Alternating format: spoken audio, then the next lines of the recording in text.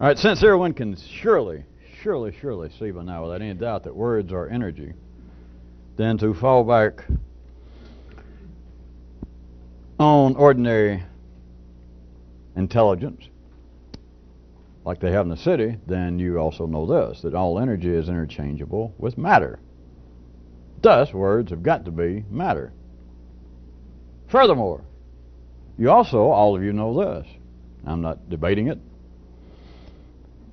that they say that a natural counterpart, a known counterpart of all matter, is antimatter. Thus, it brings us to that exhilarating point of having to confront the possibility that all words have anti-words. I don't even think we should stop there. So let's just go on. There's some more. We can pursue even this sequentially. Since that be true, since it's got to be true by city definitions, you're with me so far, aren't you? Because even a bowler would have to admit that this is logical. You don't even have to depend on me for a flight of strange fancy. As we start off, you have got to understand, you've got to see by now, there's no doubt that words are energy. Words make people do things. Words, in fact, under certain conditions, apparently can kill. Such as, I don't know if you know it, a guy that was in the wrong closet and coughed. But since there's no doubt that words are energy, then falling back upon the safety net of ordinary city intelligence, then you do know that energy is just one form of matter. And so words obviously have got to, under some conditions, whether you believe that I might be able to pull it out right now and hold it here materially, you've got to accept the fact, taking city thinking, that words are matter. And they also say without any doubt that all matter has observable, known, beyond any question, its own antimatter counterpart. So therefore words have got to have antimatter, right? But now let's go ahead. Since all human truth, again we'll fall back on ordinary city terms, I will not argue it, since all human truth is speakable, wordy, word-based, then that which humanity, that which ordinary intellect calls the truth, has got to have anti-truth. But woe neighbor, not falsity. It cannot be simply the crude reflection in reverse of what the ordinary intellect calls the truth. It has got to be something else.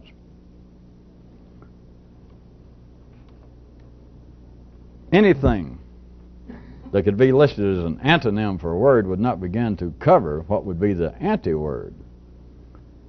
And if you can recall the last time that we happened to be here talking and taping, look at it this way, that if anti-truth were simply the truth, whatever humanity said it was in any particular case, if the anti-truth were simply the crude reversal, reflection of it, that is, what ordinary intelligence would say, well, the opposite that I surely must mean is anti-truth, that the opposite has got to be that which is false. Here's what you would have, referring you one more time back to 72 hours or more ago when we were taping. If anti-truth were simply the crude reversal reflection of what was initially called the truth, what you would have would be a clone of the parent.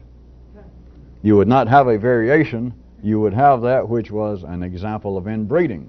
It would not be new. It would not be fresh. It would not be any sort of new information, because you should be able to handle your own neurological operations enough to realize that if you're holding up a card and you reverse it and said that one side is the truth and the other side is not the truth, the other side has as much kinship to the original side as is humanly conceivable via the intellect.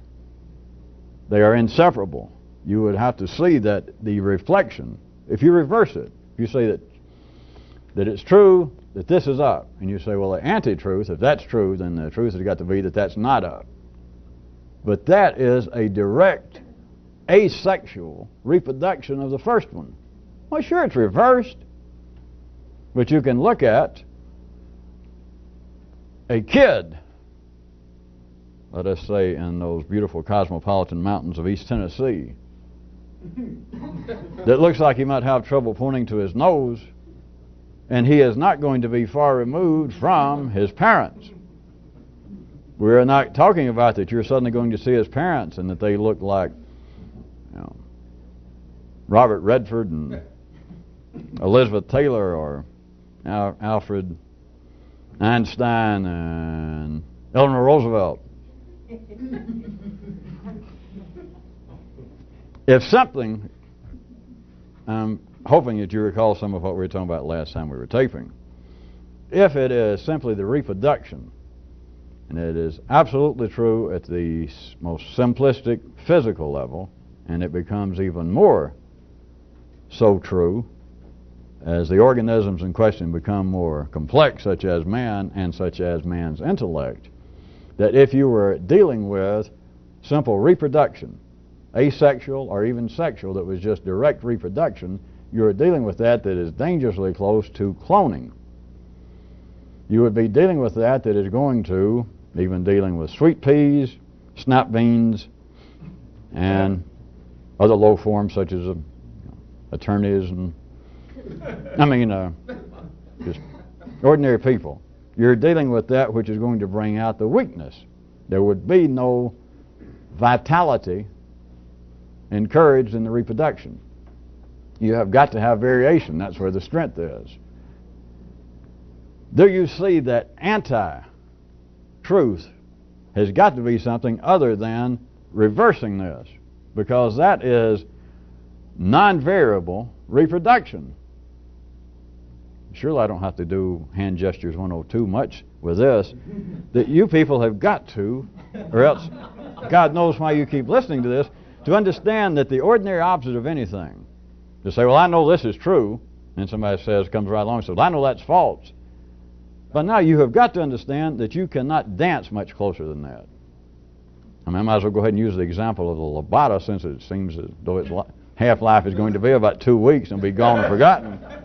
But you cannot get any closer than saying, well, that's true, and somebody says, well, that's obviously false.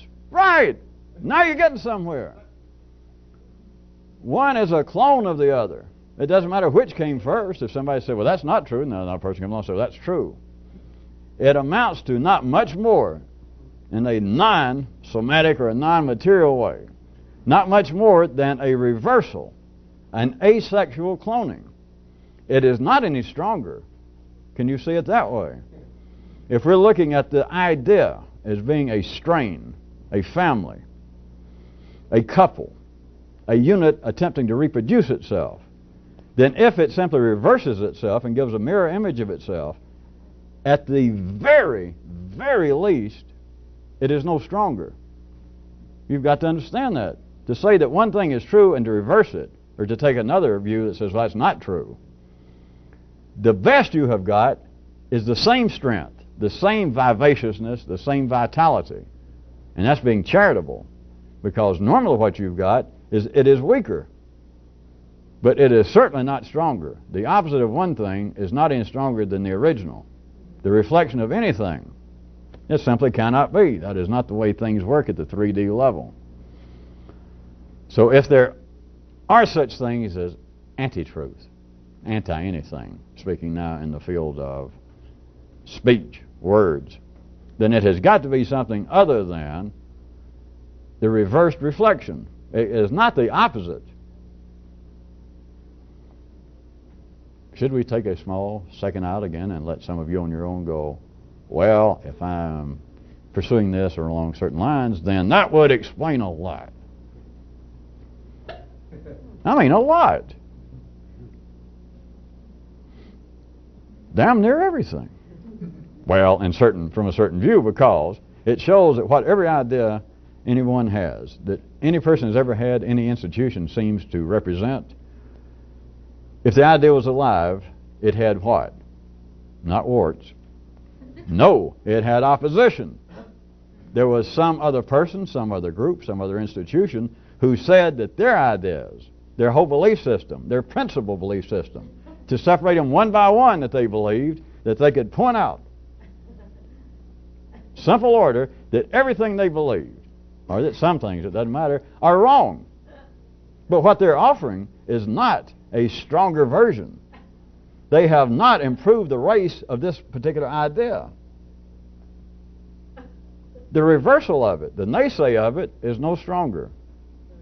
When I said it would explain damn near everything in a certain way, in a certain area of human life, it is why nothing seems to prevail, why everything is episodic, why even if you were attempting to be intellectually expansive, if not magnanimous at the ordinary level, and think, well, I'll consider other people's ideas. Because that would surely, if not be a sign of intelligence, or something I can make people understand it, that I'm trying to do this. And of course, I could accidentally tell them, but at any rate, if I tried to do this, this would certainly be good for me. It would strengthen my brain muscles. It would expand my outlook. I could consider new ideas. And to that, I must tell you in all sincerity, is duck flop. You can try it all you want to. It's a hobby. It's a hobby, but you might as well convert from one religion to another. Or might as well change from being 5'10" to 6'1". You can if you want to, you know how to do it. But it is not going to change what you see. Or as they would say in the city, it's not going to change what you understand. Do I have to put it cruder? More simplistic? I'll go back to it, since the past is still with us. If you converted from being a Christian to a Jew, if you still thought that the so-called spiritual institutions or religious institutions in the city had real significance and contained some kind of intellectual secrets, go convert. Go try it. Or convert backwards. Convert 2 or 3 times. Go from one to another. Or convert from being an American to decide that you'll be a Slav or a Czech or Hungarian. You can convert anything that you want to at the ordinary city level, and all you have done is step from one roof to another. You have not strengthened yourself. And although it sounds almost on the surface that it would be a form of intellectual exercise, and it could be of some benefit to try and consider the opposite views. I certainly didn't make up that little idea. That's been hanging around as long as you've had Western civilization writing and remembering that the sign of a real philosopher, the sign of a wise man, is a man who will not only consider what he thinks to be true, his own opinions, but will perhaps stroke his chin, had he taken my course in hand gestures 101, and then perhaps listen to other ideas that could be in direct conflict, and listen to them, and rather than out of hand, dismissing them, go, well, let me consider, because the people espousing these ideas are not absolute fools, not absolute, I would. Since at least in Greece and that part of the Eastern Mediterranean, nothing was absolute at the time. So you can say, well, these people are not absolute idiots. And so let me see if I cannot find some modicum of possible validity. And that sounds as though that could be good for you. And I repeat, it is no worse a hobby than collecting 2x4s. But insofar as this strengthening your ability to process information and to see from a new place, nothing. Because the opposite of any idea is the same idea. It is inbreeding. You're asking not to get something stronger, you're asking to produce dunderheads that might be able to play deliverance or dueling banjos, but that's about it. Your ideas, your ability to think in any sort of new way resembling anything that would deserve a description of due intelligence, you're on the wrong track. It's not even in that direction.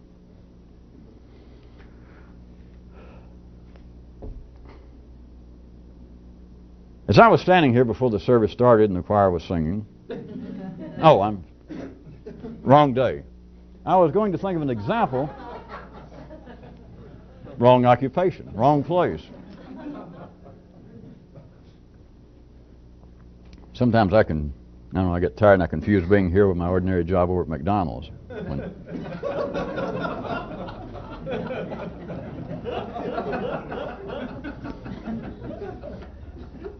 Well, I was going to ask you to try and consider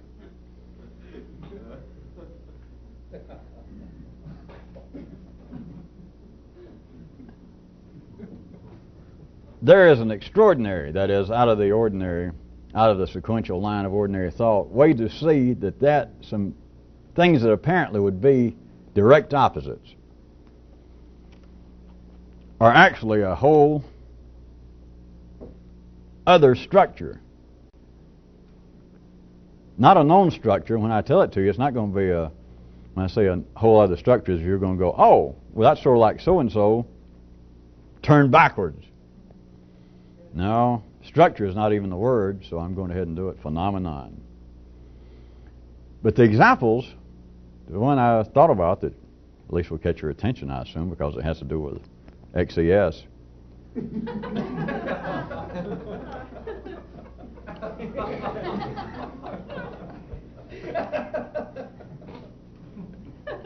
Well, either let it speak for itself, or let me see for a second. I'll do it a little bit, maybe then pretend to take a sip of coffee, or I'll cough, and let you think about it a second.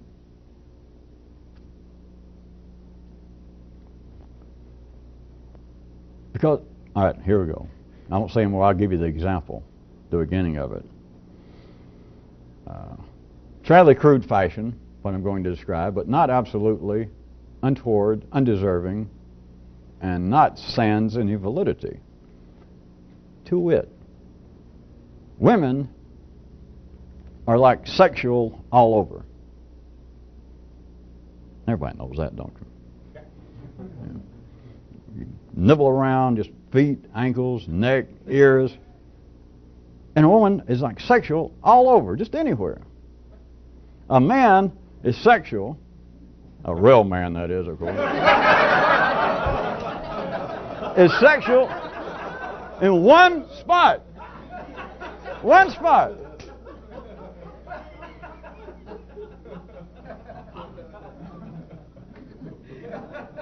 I see that I had this audience judged correctly when I was thinking of examples when the choir was wrapping up. Because I at first thought of some spiritual, philosophical examples.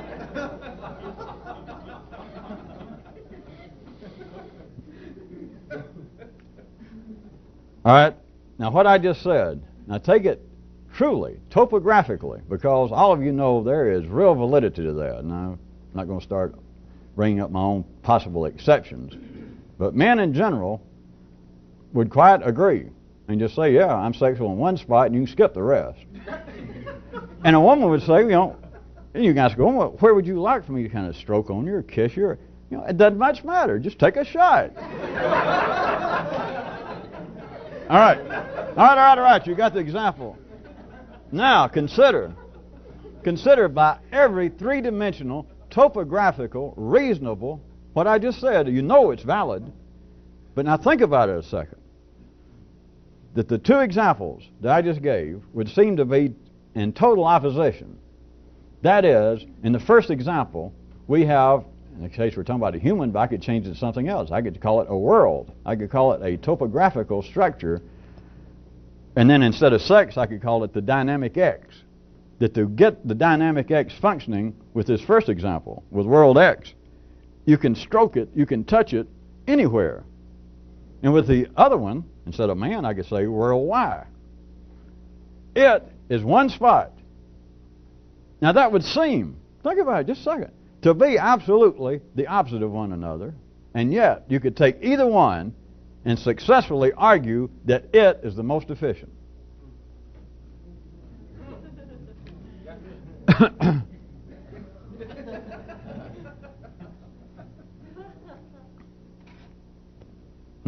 Huh? All right. What would be more efficient than you had this structure, a human or something else, but this structure that you want to do something, this institution, this phenomenon, this force that you want to process, to produce, to react in a certain way. In this case, a woman sexually, but it can be anything else.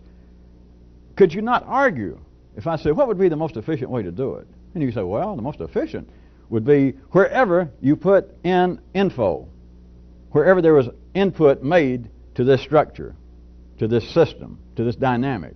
Wherever you touched it, it would set the process going. It would be a valid piece of the operation that you're trying to do, that you're trying to pass energy to get it to do a certain thing. And so the most efficient would be like a woman, or like World X, that no matter where you touch it, the process goes. By God, that sounds about as efficient as you can get. Except for this.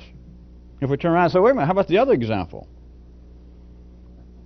That the whole process, don't worry about this whole orb, don't worry about this whole being.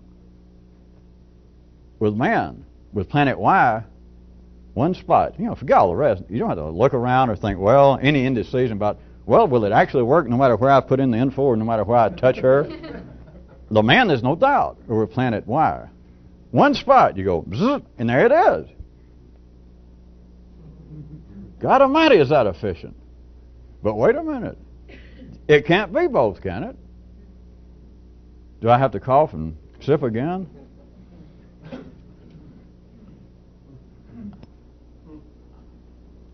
I continue to hope that some of you, well, I know you do, that some of the entertainment, if not the energy, is being able to realize that such things as this are right here. And not only do people not see them, which is not an attack on people, it's got nothing to do with me being so much smarter than they are, but it's a fact that it's there, and nobody has the slightest need to see it. And if I were, for some reason, tried to go out and write a book about this, or put out a pamphlet, or made a speech about this, I'm sure I could have gone through some of the same verbal gymnastics I did with you in the last 5 minutes and got them to laugh and to apparently like me and to listen a little bit to it. But if I got through and I said, well, that's what I had to say, thank you for being here, they'd leave and think, well, what the hell was that about? What's the point? I guess they end up and say, well, the two things that sounded as though they were the opposite, you could stand there, what do you say? You could successfully argue that either one of them is the most efficient. And you could turn around and argue the other one. Yeah, it made sense there for me when you said it, but what was the point? We drove all the way to here. What's the point? Well, that's the way philosophers talk in South Carolina. At least some of them. Well, those that haven't been hit with a brick. They say, well,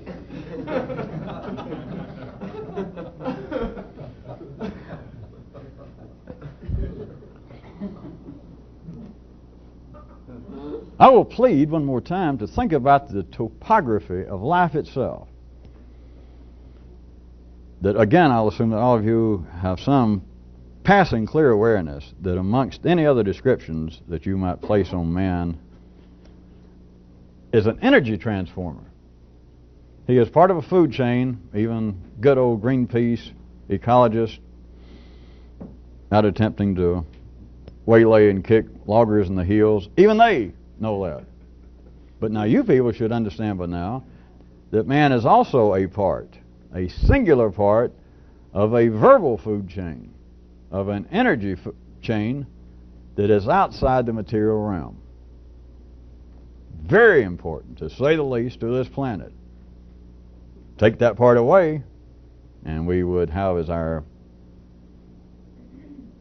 most outstanding cultural structures a beaver dam, a possum nest. That would be it. And so you are talking about an energy, a food chain, but can be specifically, of course it is the intellect, but can be also specifically referred to in a quite efficient way as a verbal food chain. So now note the topography that I'm trying to get you to consider. Although I picked out sex, which would appear to be, without any doubt, a good primary, even not necessarily verbal, basic. And yet it's arranged in such a way that you can immediately see, not speculation, all you got to do is look at the two sexes. In my description, that a woman is sexual all over and a man's sexual in one spot, you could argue either way. I mean really argue. And satisfy yourself and someone else that that is efficiency. But what you're talking about is the movement of energy in a 3D space. How can both of them be true? How can they even exist like that to where your mind thinks, well, wait a minute, one of those would be the most efficient. But now wait a minute, the other one would be. And now wait a minute. They're just the opposite, so therefore they're both efficient. May I suggest to you that we're getting dangerously close to the world of anti-truth, anti-words. Because these are not just the opposite. A man's not opposite from a woman. What I mean describing of being able to pass, process, transform energy at a three-dimensional level, to say that one way is the height of efficiency, and then to think, well, wait a minute, that which appears to be just the opposite is the height of efficiency. If you can begin to see this, what you're seeing is not the opposite. You're not seeing the crude reversed reflection. And rather than sex, if we wanted to go into areas that would seem to be less materialistic, just all kinds of so-called historical, philosophical, spiritual, the way of moderation, the way for a man to increase his understanding of life, a way for a man to become more of a humane man would be like Buddha's example, his description verbally, the way of moderation. But of course the Greeks had their own version about don't overdo things. The life of a wise man, the life of a perceptive man, the way in which to gain insight into the workings of the human life is neither, of course physically on a crude level, neither to be a drunkard, but not necessarily to be a fanatical teetotaler. But then in the invisible world, it's not to be a fanatical over some idea, not to be fanatical over some nationalistic idea, not to be a fanatic over your class position in life. You know, Buddha was born a prince. Don't get involved with that. And then he became a beggar. And he said, yeah, I tried that. I went to the other extreme. I tried the opposite way. And let me tell you, boy, it really helped. And I damn near killed myself. Lost a little weight, dropped the pounds, but Jesus, I almost killed myself. So then after the Enlightenment, more or less, his story is accepted as being the way of moderation. But without me having to go in and make up a whole new philosophical or religious system, do some of you, all of you understand that I could equally, or you could, say that if you're going to expand yourself, if you're going to do something new with your own thinking, with your own insight, the way of extremes. The hell with the way of moderation. I don't have time for that. It's absolutely throw yourself into the extremes of anything. That's the way to do it. I could stop and make an argument, but I'm not. Or we could say the way to expand one's horizons, one's understanding, one's perception. Be humble. That's a good old one. But I could just as well, and carry along just as many people, all you have to do is play a little bit and listen, and say, be proud. The hell with being humble. That's not the way to do it. And yet, if you begin to see, you're talking about the transfer of energy, and you could successfully argue that a woman has the best arrangement of sexually being plugged into energy, because the input can be anywhere you touch. You know. But wait a minute! What if you had it like a man? You got it localized. No doubt whatsoever, the one spot.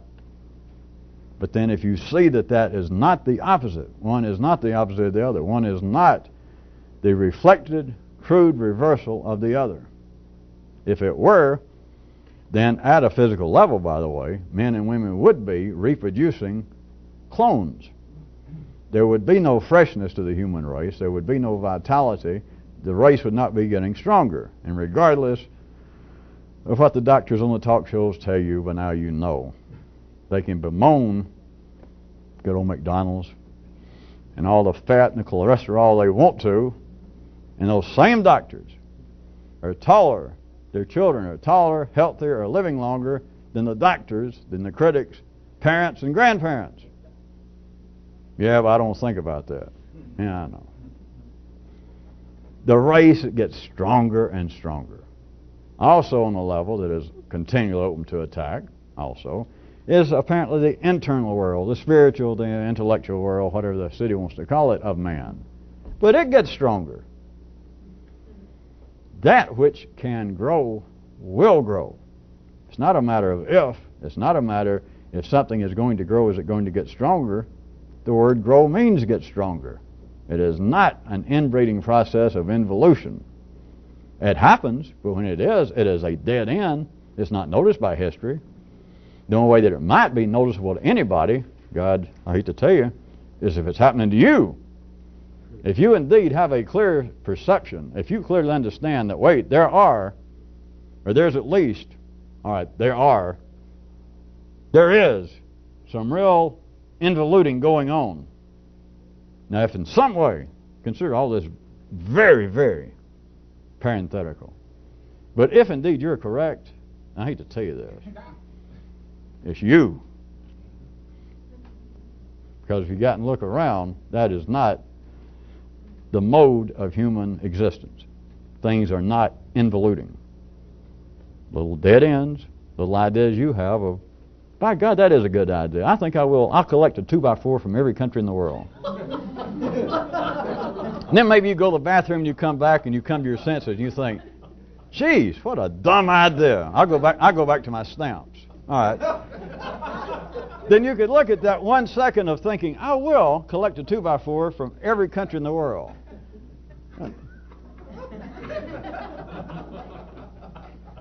Do I even have to sully my hands by pointing out that if you took up such a hobby, I suggest it would serve no real expansive purpose for life, much less yourself. Therefore, you could look at that as being an involuted idea. A dead-end idea, and you had it for a second, you went to the bathroom and came out and maybe threw a little water in your face and thought, geez, what am I doing? I'm not going to do that. And so it's forgotten. And you don't go around and tell anybody. So if any little shortcuts like that, little cul-de-sacs going on in life, they're of no consequence. The main trunk of life is growing. The body of life through man is growing. It becomes stronger. It becomes stronger physically. It becomes stronger inside of the nervous system itself in the area that seems to be invisible. But it is not doing so through a process of a two-step dance. It is not through the process of man believing that X is true. But then through some great revelation or through his own great efforts, he understands, wait a minute, X is not true. The opposite of X is true. No. The opposite of Newtonian physics, classical physics, is not quantum physics. The opposite of light isn't dark. That's getting a bit metaphorical, I guess. The opposite of anything that takes place in the human nervous system. The opposite is not growth. The opposite is not the fulfillment, is not the remedialization, if there was such a word, of some flawed thinking. Progress has not come about. If we assume that, which is a safe assumption, that a great, basic, integral part of modern civilization is the internal combustion engine. You do understand this. I don't have any names to throw around unless I'm going to make them up. It doesn't matter. There was not somebody who invented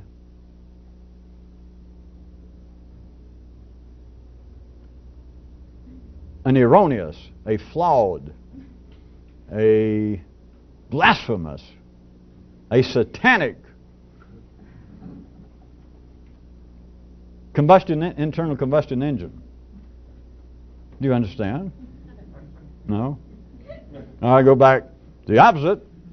I've got a better reaction. The opposite of classical physics is not quantum physics.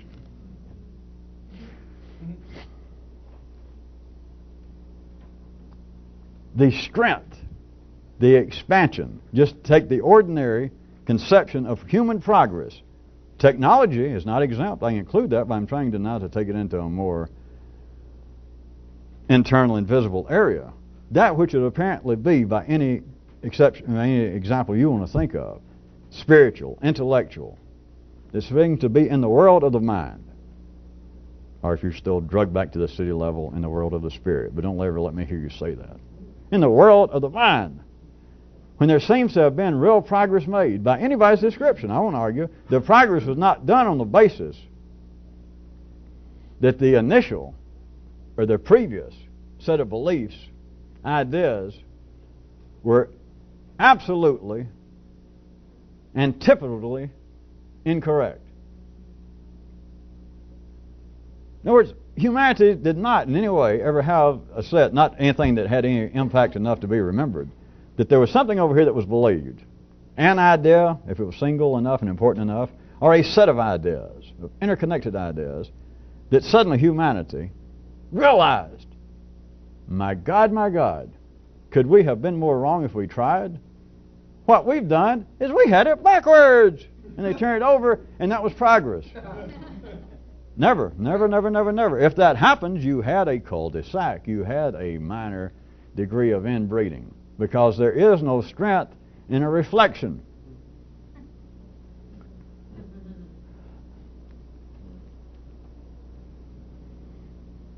When you get into the extra-dimensional complexity of things,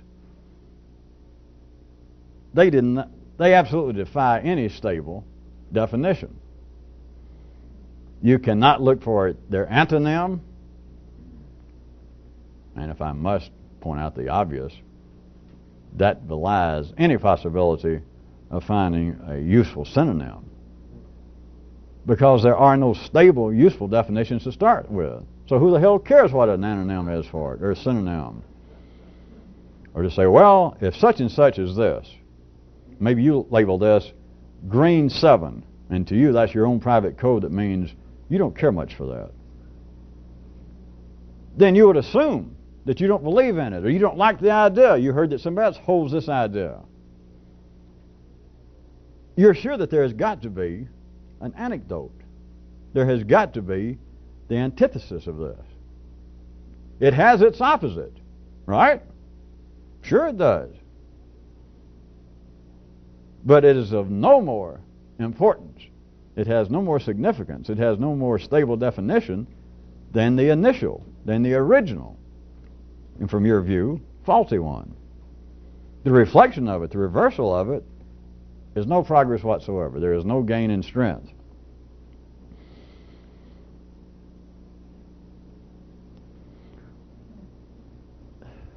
Partially, that sounds safe enough, partially connected with all of this. If we could hit something else that we mentioned a few tapings back, would be to see, or connected with the power, the strength of factionalization, is to see that the biggest threat, in a minute I can change it over to strength, possible strength, but let's take it in a way that sounds a little more dramatic, if not melancholy, and I don't know why anybody would bring their collie to a taping like this. That the biggest threat is from chaos. And not, as I'll try to get you to see in just a second, not as the ordinary intellect would have it down the city, not from some disciplined order. Now, get away for a second from ideas perhaps at the subparticle level that you may have read about in Reader's Digest. I assume they're down to covering quantum physics by now, in a way that's not only understandable, but agreeable to nice conservative people like us with an 8th grade education living in rural areas and voting the straight Republican ticket. I like that. Somebody keep their eye out and see if Reader's Digest starts doing condensed, simplified explanations of what's going on in the world of quantum physics. I want to know about it. But at any rate, other than that, I'm trying to get you to see more into the singular area of human activities. It is not analyzed in this way, but I've already mentioned it to you. Now, consider we're talking outside the world of absolute molecular physical activity into the world of what appears to be man's ideas and beliefs, etc. The fear is, the threat is always accepted to be, especially talking about foreign invaders coming in, ideas, but people, but foreign invaders, is that good old like-minded, marching shoulder to shoulder in lockstep, all of a similar belief, fanatical band, disciplined. No. Chaos. even here. That is the threat. It is also the strength. I'll repeat it one more time. You do know it's in your own nervous system. It's not a flaw in you, ordinary people. But the fear, historically, looking back, and even right now to hear that there's a cult somewhere out here digging holes and trying to hoard all the bowling balls to keep the rest of us from having any fun. Doomsdayers. But all these cults, and you think back in history, all the infamous activities, the human nervous system always pictures and will always describe and responds to. If they hear right now, there's a band of fanatics. There's some people bought some property down the road here, and they put up a fence, and I've seen them. I've seen them out there working, and they all got sort of that same look in their eye. And I hear that they got one little book, or there's somebody over there that wrote a little book, just a little short book, the sayings of Chairman Bubba or something. And that they all carry it around and that they swear by it. Now, my brother was in there one time fixing their plumbing, and he said that they all sit around and they chant, they read it. All right. You do know that strikes fear when they think a band of fanatics. And you just imagine hundreds of thousands of these people, and they all believe the same thing, which is dangerous in itself. Even before you hear it, the ideas of Bubba or Chairman Bubba. But it's already frightening to imagine there's a group of people and they all believe the same damn thing. And they'll get together and they'll march. It's frightening. But that's nothing. That is nothing. That is not the threat. That is not even the strength. It's in chaos. It is, to go back to what would appear to be external city history of actual warfare and the ups and downs of nations. It's not the fanatics. It is the barbaric, chaotic bands that are almost, always, just almost on the verge of being outside of anyone's control. Now, having said that, I will go ahead and say it for you that the human intellect can immediately, even in this century, say, now wait a minute. You're overlooking something. You're just getting too simplistic, because we've got like World War II, and these huge rallies and these parades of hundreds of thousands of those people marching together and everybody hollering the same thing. You know, that, no. So you miss it, though. It was always on the verge of absolutely coming apart. These, even historically, those areas that seem to have been something identifiable that you can say, well, look at Mussolini and the fascists. Everybody lined up, and everybody making the same gestures, whatever it was that the... I guess that would have made the French and everybody mad at him. But anyway, everybody dressed alike, everybody marching alike. No. It was always on, and there was a Mussolini or a Stalin or somebody, and they had an iron grip. In some way they have hypnotized the people. The charisma or the evilness of their ideas gripped a whole people. And they were just forced. They were just like blinded little deers, just doing whatever they wanted. No. It was always on the verge of absolutely flying apart. Always. It is not a band of fanatics. It is not a like-minded as the intellect would have it, which is almost impossible, but it's not even as people imagine. And that ordinary intellect, all you got to do is check with yourself, would, if I was silly enough and had some reason to try and debate ordinary intellect about this, would never be won over that, so that's not true. It is true. And it is especially true, since that's of no consequence to us at all, that I was going to point out that it is especially true when you get into the world of the intellect, because the most revolutionist, the most threatening, the most powerful, the most promising thoughts are always those that are threatening to fly apart. I went through all of that for this.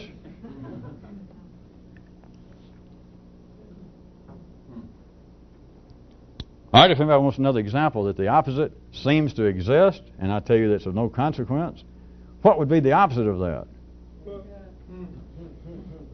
Well, good stable information, by God, that I can write down and count on. Right. Maybe like if there was a Vedamikam, a book, a Bible. Some ideas that by God a man could depend on. That's what people who even believe that they're trying to expand their own intellectual horizons, their own consciousness, without specific analyzation, that's still what they're up to. What they're dreaming, what they dream that the real power would be, if I can find, like the great leader in me,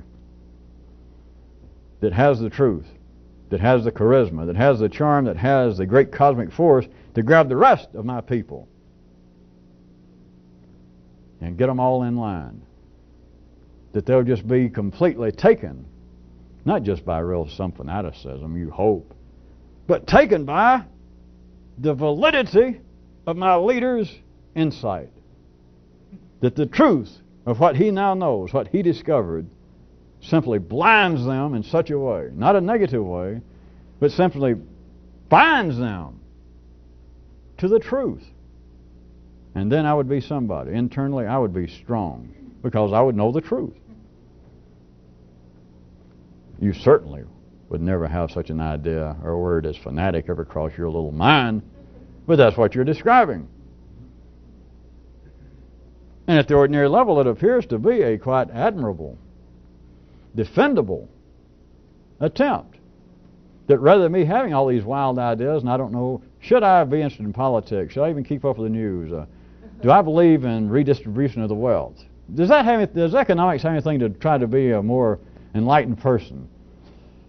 Sometimes I think, maybe I should go back to my religion. No, sometimes I think, maybe I should have more to do with religion, but or take up a whole new religion. Instead of all of that, all these well-meaning little tribes in you, all these little areas inside of your own city that seem to have a fairly common interest in things assumed to be extraordinary, but they don't know which way to go.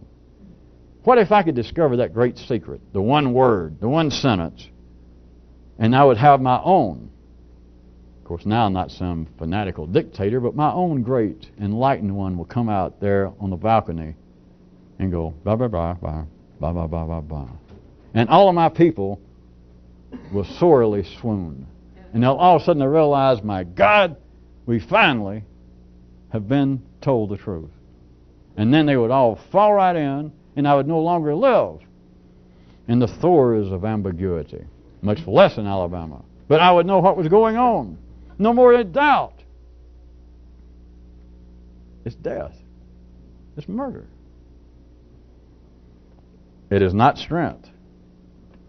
I suggest to you one more time, although I went ahead and used examples such as pulling out World War II and things that at least some of you have seen films of, these thousands of people marching, singing together, and bands playing, and you say, well, that's a group of like-minded fanatics. It's about to come apart. I went ahead and tried to give you another example using barbaric hordes. Is to think about all the Visigoths and the Oligoths and the insurance salesmen, the people swooping down from the steppes of Asia and from northern Europe into Rome. Attila's and all of his family. By all reports, or just take what you've seen in the movies. Let's take that. That's safe enough. These guys were so barbaric. And we're not talking about just run-of-the-mill World War II bad guys. These guys were so barbaric that even Attila, had to sleep with one eye open. I mean, there was always on the verge that nobody's in control. You had to be the baddest ass among the badasses. And that's always open to some discussion because every day somebody's going to say, I think Attila's getting soft. That's the way it goes. There, and now may I refer you back to a more metaphorical level, there is where strength is. Not in being a barbarian, of course, but there is the strength in variation. Not in some like-minded herd of people. Not in some fanatical band. I don't care what the fanatical band's banner is. They can be waving a vexillium saying, God is love, or we're good people. Or they can be waving one hollering, the rest of you suck, or we're going to come get you and your family. It doesn't matter what it is, if indeed they are of a like mind. if indeed they were a band of true, like-minded fanatics, you got none to fear. You do not. There is no strength there. It is inbreeding. When it does happen, assuming it does happen, when it happens, it's no more remembered than those few minutes when you thought, a 2x4 from every country in the world. Nah, that's all it amounts to. True reproduction of the parents, of the original thought, of the original motivation, simply a reproduction of it. And no matter how good it is, because the truth is, once you get outside the 3D limit, the better it is reproduced, the worse it is. But just a reproduction is a weakening of the strain. It presents no danger because it presents no strength. The strength is in variation, not replication. And it is true in ideas. It is true at the most direct, down at the world of technology that seems to have to do with your own electronic appliances at home. What happens to automobiles? It always happens that the thoughts that seem to produce something new are in variations. You can't keep reproducing the same thought over and over. I mean, Mr. Sony, I know that's not his name, but Mr. Sony already invented the Walkman. So, you know, knock yourself out, go down in the basement, and reinvent the Walkman. And it's just a hobby, but if you're expecting that you're going to come out and, I've got the Walkman. By anybody's definition, that is not progress. Nothing new has been added. Nothing new has been added to the strength, to the power of life. That's simple enough. Now, how about you? Thinking the same thing over and over, and it doesn't matter what. Let's agree that the Walkman is one of the outstanding achievements in the history of man. All right, let's agree to that. If you go in the basement and you come up with it and you say, hey, I invented the Walkman, have you added to it? But in a sense, you can say, well, I am proud of what I've done. You could say, I have actually done something worthwhile because I invented this by myself. I didn't have any of the information. I didn't have any of the charts. I didn't have any of the schematics. I did this on my own. Well, so what? Having thoughts, that the thoughts appear to be admirable, inspiring. You're not going around having dirty and nasty thoughts about beating up your fellow man and cheating people. No. You're going around having thoughts of a godly, of a goody nature. So what? It is inbreeding. Well, look at yourself.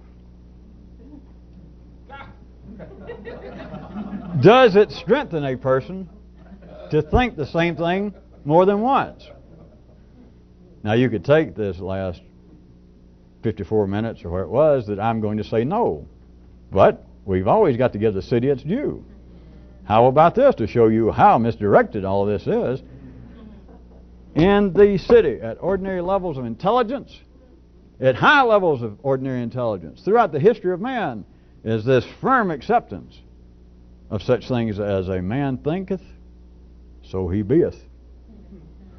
Even into ritualistic activities of trying to repeat to yourself, I will not be angry. I will be charitable. I will be charitable. I will be a good person. I will respect differing opinions. I will respect differing... That is taken. And at city level, it is as operational as anything else. But that is taken as being most admirable, a difficult undertaking, one that many people claim that they have devoted sizable segments of their life and energy to trying to pursue.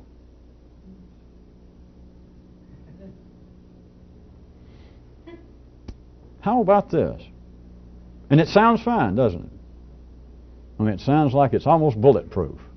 How can you attack somebody that would say, well, now, instead of just daydreaming, like men do of sex 20 times every minute or whatever the latest figures are, I actually have tried to bring my mind and my imagination under control, and I just picked out one to be ecumenical about it. I just picked out one that says, I'll respect my fellow man. And I repeat it all the time. Sometimes I get distracted, like I'm human, but I constantly, my main objective in life is to continue to repeat that. It sounds as though it is beyond any reproach, except notice this. Now, people have been saying that that is a thing to do. I could stand here and make an argument for it. I could say, well, that is a method that anybody could use to help themselves. I would have to put a certain to it, but I could do that. You can do it. Many of you have before you got involved with this. But notice this. Life also makes humanity go, boy, is that hard to do.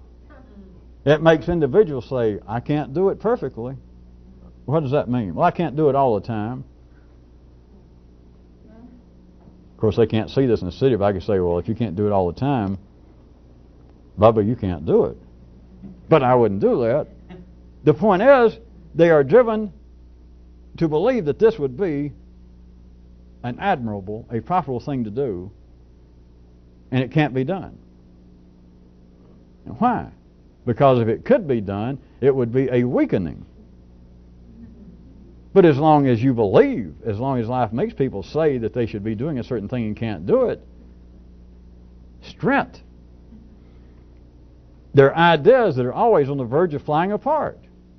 That I am positive. I don't know why, but I am positive. If I could continually repeat the name of God or Allah, or to say to myself, I'll respect my fellow man. If I could say that with every breath, I don't have any doubt.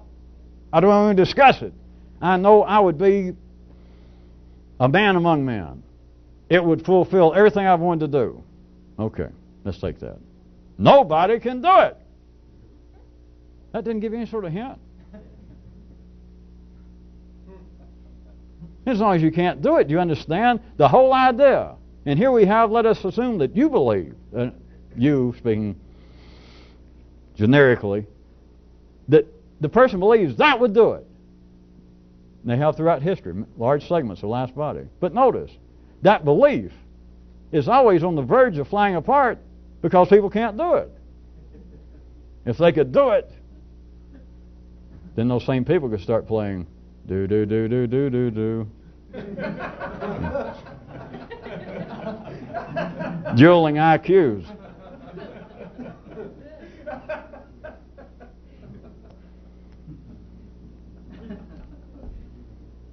Well, we're out of tape. Thinking the opposite, trying to consider the opposite of anything, and I am specifically trying to refer you tonight to words, and of course that which you think. But the words, the opposite is inbreeding. There is another direction, and it strongly resembles, since you know I don't try to play science fiction with you, but it strongly resembles what could be called anti-words.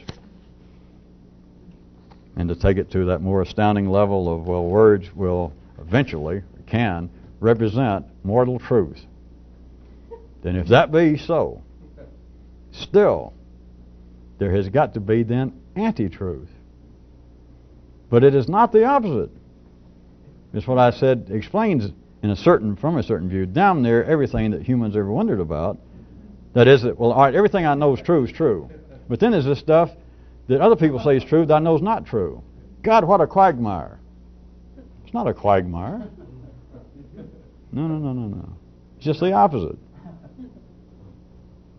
And it's useless for what you think you want, for what you may actually want. So if you understood that the opposite is of no consequence, so when you talk about the opposite of anything, even if it appears to be into an area of supreme importance like the truth, then you can't fool around with that, because the opposite of the truth is the falsity, the error of life, and we can't tolerate that. Sure you can. You got to tolerate it to have the truth.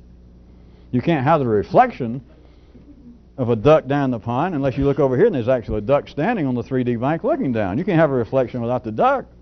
You can't have error. You can't have falsity without having what? The duck.